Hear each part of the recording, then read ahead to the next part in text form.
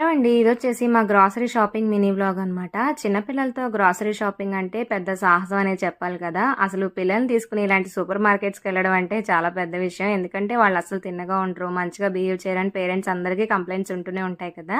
So, అయితే ఎలా manage చేయాలి ఏంటనేది కూడా ఒక పెద్ద టాపిక్ అనే చెప్పాలి.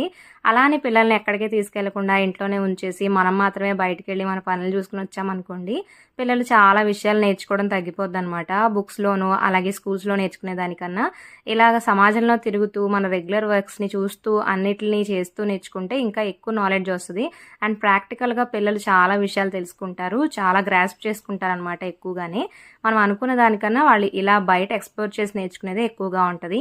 సో, ఇవన్నీ మన కిడ్స్‌కి మనం ఎక్స్‌పీరియన్స్ చేయాలి అనుకుంటే గనక, మనం కొన్ని టిప్స్ ఫాలో అయితే సరిపోద్ది. మేమేం ఫాలో అవుతామంటే, చేతన్ని గ్రాసరీస్‌కి తీసుకెళ్ళినప్పుడు నేనైతే లిస్ట్ రాసుకొని వస్తాను కదా! లిస్ట్‌లో ఉన్న ప్రతి ఐటెము నేను చూసుకుంటూ, తీసుకుంటూ వస్తుంటే, అవి ఒక్కొక్కటిగా వాడికి ఇస్తూ ఉంటే, మా హస్బెండ్ వాటి పేర్లు, వాటి గురించి చెప్తూ ఉంటారనమాట.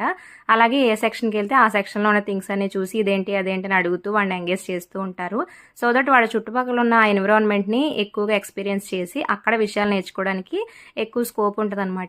అండ్ ఎలా అన్‌వాంటెడ్ స్టఫ్ అవి తీసుకోకుండా వాటిని ఎలా మేనేజ్ చేస్తాం అనేది కూడా ఫుల్ వీడియోలో డీటెయిల్డ్‌గా షేర్ చేశా. Full vlog link channel name కింద ఇచ్చాను. ఇంట్రెస్ట్ ఉంటే చెక్ చేయండి. వీడియో నచ్చితే లైక్ చేయండి.